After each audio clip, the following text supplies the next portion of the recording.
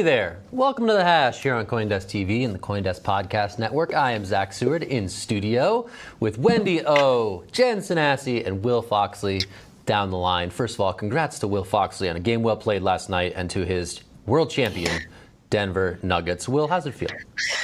Feels good to be a champ, Zach. Feels good to be a champ. Well done. Well done. All right, enough sports talk. Let's move over to the world of crypto regulation. It's the hot topic these past couple weeks, and we got a fresh development that dropped today. Hotly anticipated. It was the Hinman emails, a former director of the SEC way back when, who made the proclamation that Ether didn't appear to be a security back in 2018. Those emails and documents related to that speech had been sealed for a number of years. And today, as part of a lawsuit with Ripple Labs, those emails have been released, shedding light on how the SEC discussed this internally at the time in what is a really timely drop of some public documents as the debate around crypto asset securities rages ever more intensely. So this was a big story, hotly anticipated again, and we're going to talk about it. I'm going to throw it straight to Wendy. Did anything from these emails stand out to you, and does it change your opinion of the SEC and how it's dealing with this asset class? Don't ever ask me my opinion of the SEC live on air, please, because we ask you every day, Wendy. Okay, so every day. I was live streaming yesterday on my channel and I got this news. My daughter was like, "Mom," she had came in and she wanted candy. And right when we found out that the Hinman docs were going to be, or that, well, no, that was for something else. But anyways, I gave her candy to celebrate because Gary Gensler, you're getting fired, man. All right, that's something else. I'm actually very excited that this is finally released. I was given the chance to go through these a little bit earlier this morning. I'm going to be dropping a video with my thoughts on it. But basically, I think that this is good for the industry. It just kind of shows, like, I'm not a legal person, so I'll pass this over to Jen in a second. But I just think that this is good to show that the SEC has no idea what they're talking about. The people that we are paying, we're funding their public salary to essentially protect poor people, unaccredited investors from all the dangerous things in crypto. They have no idea on how to actually classify the stuff. So they went ahead and it sounded like they reached out to Vitalik to kind of understand what the stuff is, which to me is problematic because, again, he's the creator of Ethereum. He's got a lot of money invested in it. And I just think that a lot of the back and forth that we've seen since like 2018, 2019, even 2017 has been absolutely ridiculous. And I think a lot of this could have all been avoided if we introduced Hester Peirce's Safety Harbor Act to help these digital assets become non-securities via decentralization. So I feel like that's going to be a big argument that we're going to see in the future. I know Library is tweeting out a lot about what's going on and what's happening. We have all the crypto Twitter citizen journalists that are going through these documents and just having a field day with it. So hopefully this is good for the future of the industry. But again, I'm not a legal person. So Jen, would you like to comment on this stuff? I'm also not a legal person. I have to say, I'm the Hash's legal person, which doesn't hold much weight. And Zach, I must say that the studio energy is just great. You should be in the studio all the time. It just brings that extra zhuzh to the show. So the documents, we were all expecting these documents to drop. And I think that a lot of people could kind of expect what was going to come out in the documents. XRP isn't directly mentioned in them. It will be interesting. I'm interested to see just how the discussion plays out in court. Of course, the judge is expected to make a ruling in the case by the end of September. And so I'm just curious about how this progressive decentralization discourse is going to take place. I'm curious about how the SEC is going to respond because they really tried to not release these documents. And so I'm just curious to watch and see how this plays out and how the results of these documents being released in this case might inform the Coinbase case. And so I think that this is going to not only have an effect on the SEC versus Ripple, but also the SEC versus Coinbase, maybe Binance, even though that is totally different. There are totally different allegations being made there. So I think that this is just going to be good for pushing the regulatory conversation forward, which is what people thought was going to happen anyways. Will, what do you think? Yeah, there's two thoughts on this. One, do these emails help out the entire ecosystem? And two, does this help out the Ripple Labs case? To the first point, I think it does help out the entire ecosystem because I see that this is more of a partisan issue or bipartisan issue here where we have like an old administration, old SEC under Donald Trump having one purview on this entire topic. And then we have a different administration come in and they change the tune. And in the meantime, there's all these founders and developers building all these projects, and they were acting on this old information. All of a sudden, the administration changes, and you also have to change your entire business model. And I think that kind of points to like the Binance US case and also the Coinbase case right now, where they were acting under the information that they were given. They're building under the information for years. They thought these things were okay to build on top of, or to use, or to solicit and sell. And then new administration comes in, and all of a sudden the rules of the road change. Imagine driving down the highway, and then all of a sudden they just flip it on you and say, you need to go the other way right now. And if you don't, you're going to cause a huge pile up, and there's going to be a lot of problems. Well, it's kind of what the SEC did to a lot of cases. Now, to the Ripple part of this, I'm not sure it helps out Ripple Labs as much as they might think. Why? Well, because the XRP token itself doesn't really seem to be showing this gradual move towards decentralization. They might claim that, but there isn't like a lot of documentation showing that. Ethereum, on the other case, does, right? So they did do initial coin offering back in 2015 and 2016. And over time, there's been a huge dilution of ETH. There's been a lot of applications built on top of Ethereum that do use ETH as gas, as a commodity.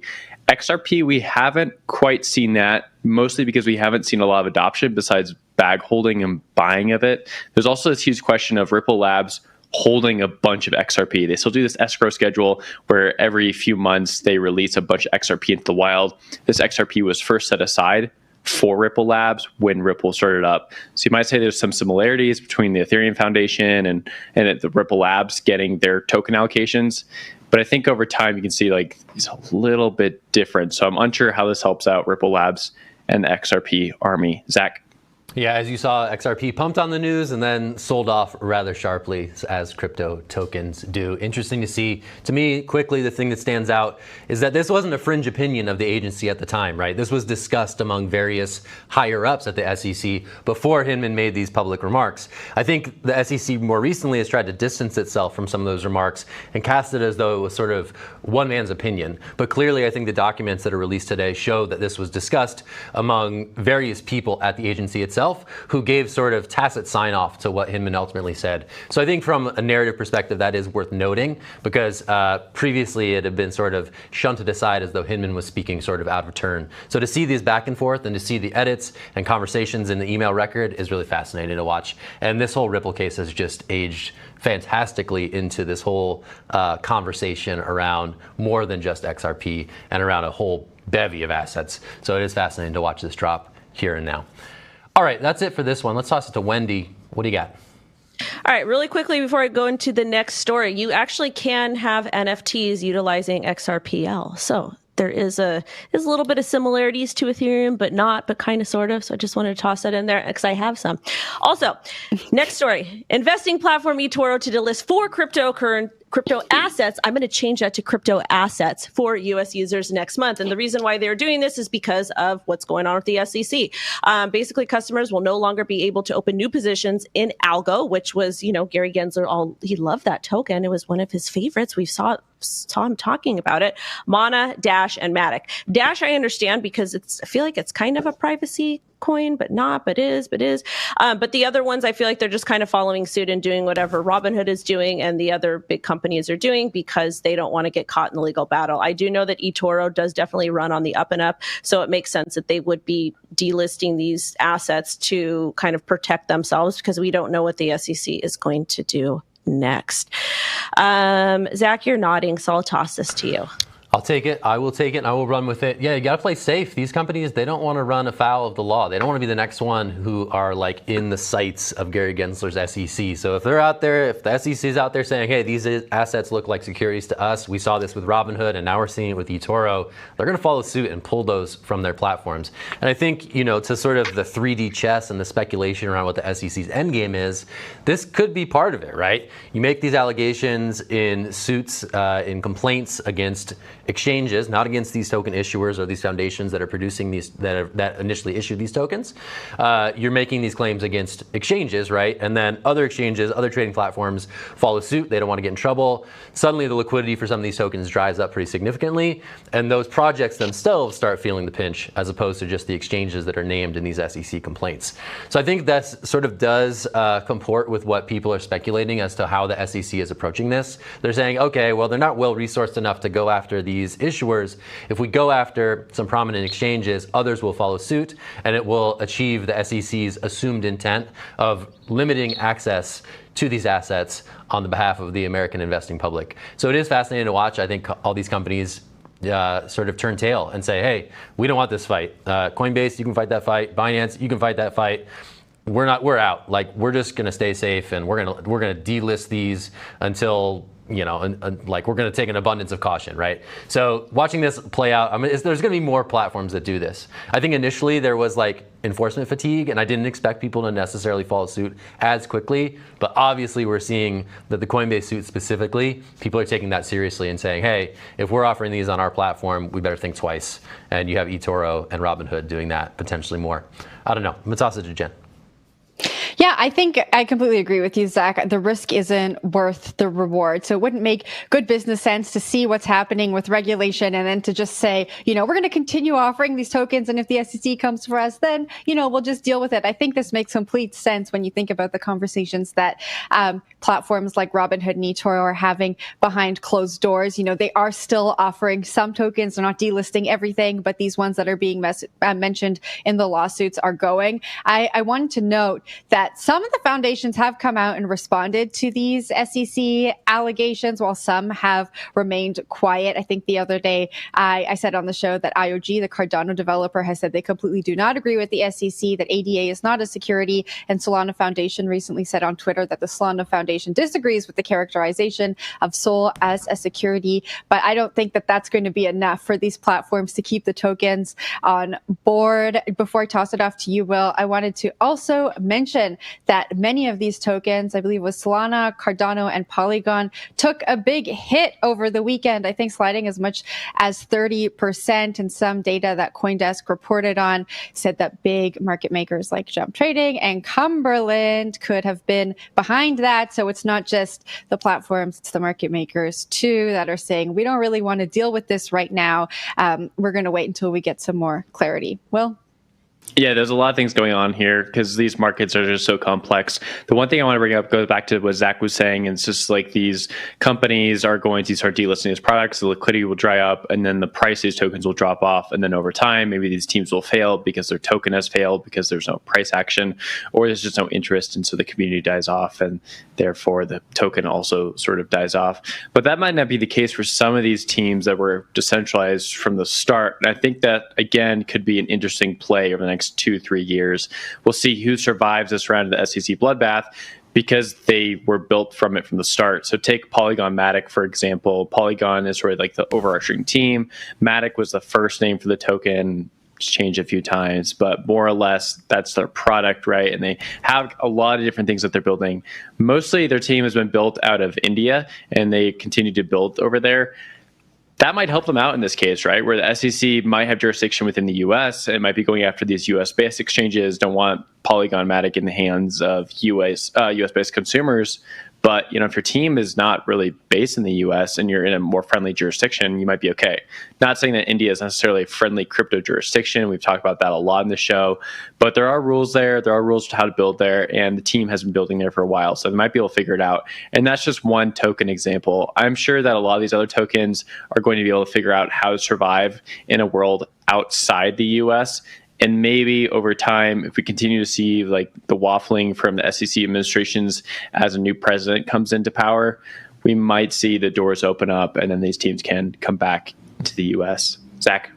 Yeah, if this is the ultimate test of decentralization, that would be quite ironic, right? You see some comments from the Bitcoin community saying Bitcoin is anti-fragile to state attacks, right? Can some of these newer layer ones also say the same thing over these next 12 to 18 months? That could be really interesting to watch.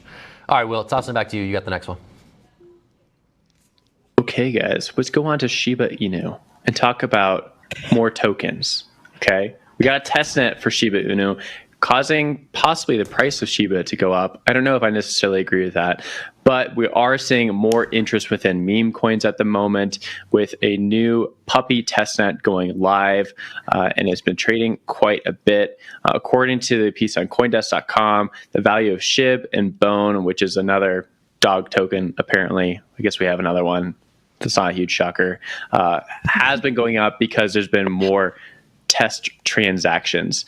Now, a testnet, for those who are not in the know, is essentially a copy and paste of your actual network, but the value of the token doesn't really have any like monetary price, but it's there just for devs to work on. If there's a bug, something like that, you can work on it. Sometimes people see a testnet as a reason for the actual mainnet to accrue value.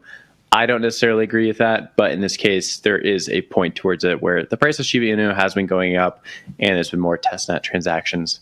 Zach, I saw your hand. I'll throw it to you.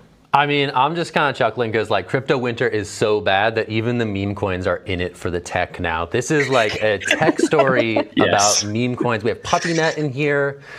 This is amazing. This is immaculate. This really speaks to the moment when even the meme coins are all about that dev work. To their credit, I think they need to sort of reclaim the meme glory from the frog people. Remember Pepe was the hot thing? Now the pups are back. Now the dogs are back, and I'm all for it. So that they're building and trying to keep this thing going is a credit to the interest in this community and a credit to them seeking to establish themselves for the long run. It is fascinating that we were talking about meme coin technology, and Will had to do that intro with a straight face for the most part. So hats off to you, Will. I got to give it to you on that one. But Thank you. I don't know. Wendy, what do you think? What do you make of this one? Test your test if you want to test. I don't know. I think Shiba Inu has a massive community. I know the Tiki-Takis, they love that one. And if they're building, that's good. That means that they are, merging towards like this fun utility meme token. Again, not financial advice. And I also have no idea if I have any Shiba Inu. But I think it's a good thing. It's nice that they're still building and doing stuff and doing the whole testnet thing. And I just don't know if I would have launched that in a bear market, depending on the roadmap. I haven't checked, but congratulations. Keep Always building. be building. Always be. How do you say it like CZ? Building. Biddle. Building. It's biddle season, folks. It's Biddle, biddle baby. season. Biddle. 4. 8.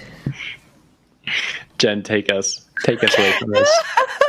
No, I want to say I love that it's called PuppyNet. I'm sorry. Anything to do with puppies just makes me smile. And it's just the photo in the story, the whole thing was just heartwarming for me to see. I think we need a graphic that's like frog people versus dog people that can carry us into the new bull cycle. But I do want to mention, Will, this is the second story in a row that you've covered on that has like a metaverse angle, which I think is very odd for you. But like, thank you for carrying the torch as I take the metaverse break. Thank you for keeping the fire burning. And on that note, I want to mention that along with this testnet, Shiba people, I can't even say it. The Shiba people have a metaverse launch near the end of the year where they're going to be doing this partial release and people can go in there and create like little dog characters and build out games and environments. And I think that is very cool. And what a wonderful story to take us into the break. But wait, this story is not a good. We shouldn't have talked about this story because Zach doesn't have his puppy today. I know. Gosh. I know. Foiled yet again. Yep. A puppy debut will be upon us someday soon here on The Hash. Which day? I do not know. Anyway, speaking of puppies and dogs, Snoop Dogg, he's got a new NFT project. That's pretty cool. We're going to talk to his son, who's leading the effort, right after the break. That's awesome. Stick around. It's The Hash.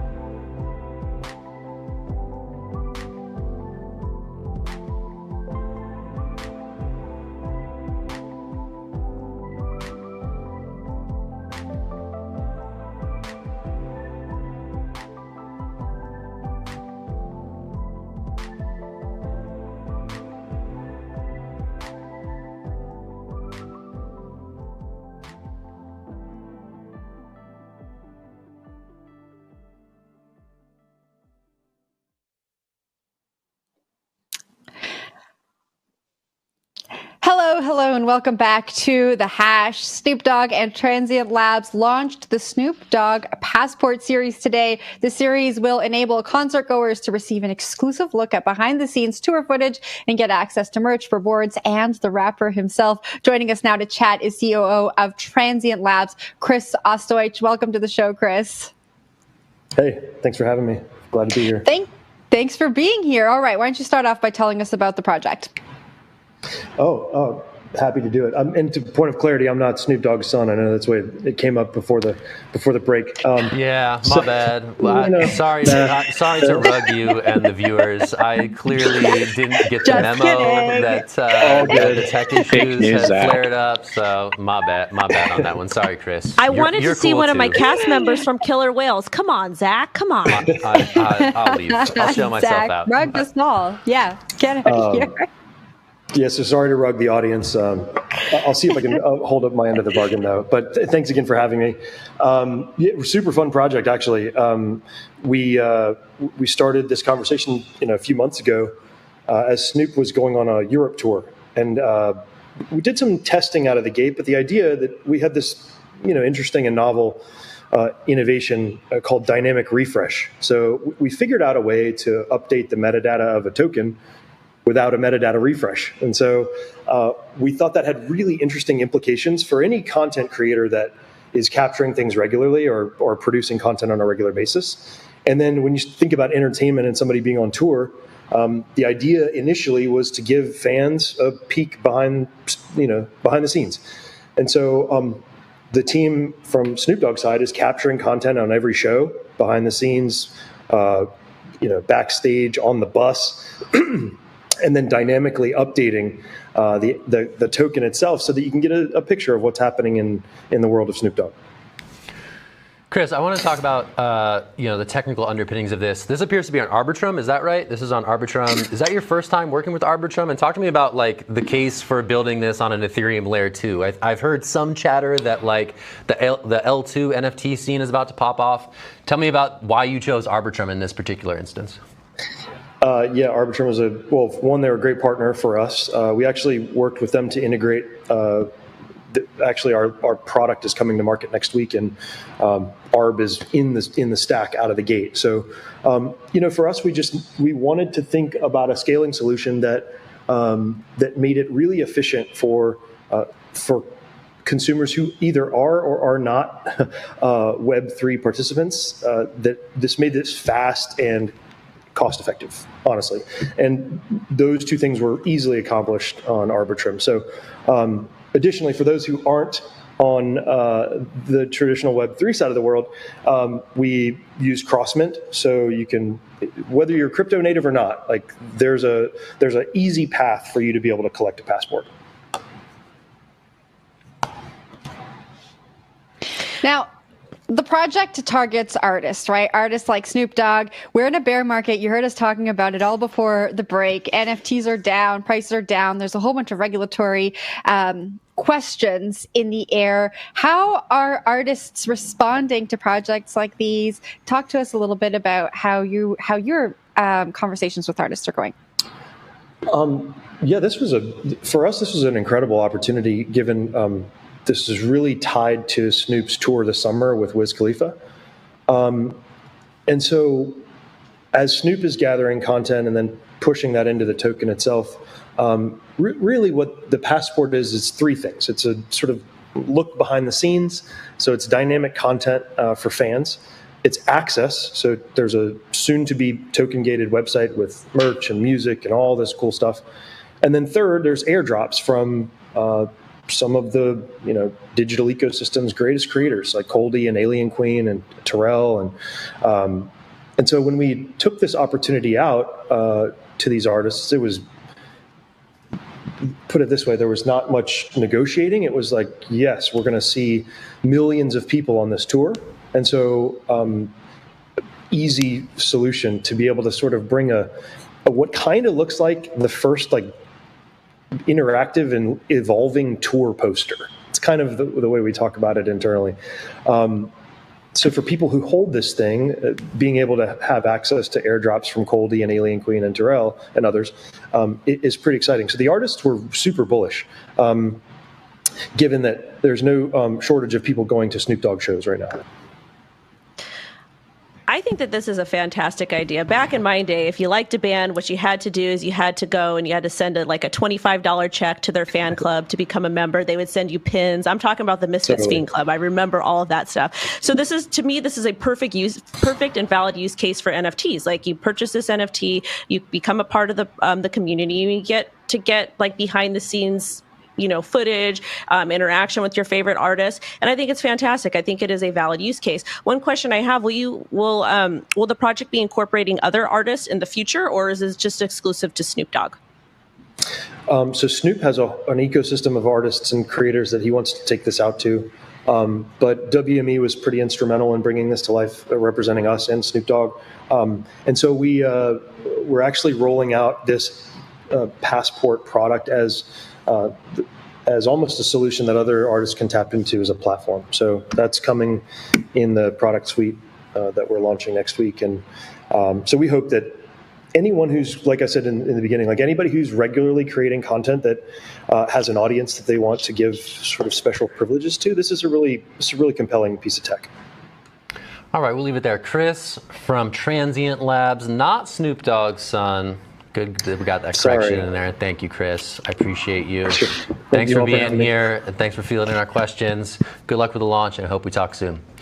All right, that's it for the hash today. Thanks for being here, everybody. I'm Zach Seward. I'm in the studio. Studio vibes do feel, it's a vibe. It's a vibe, Jen. It's a vibe. I know. I can see it. It's like extra professional and fun. And yeah.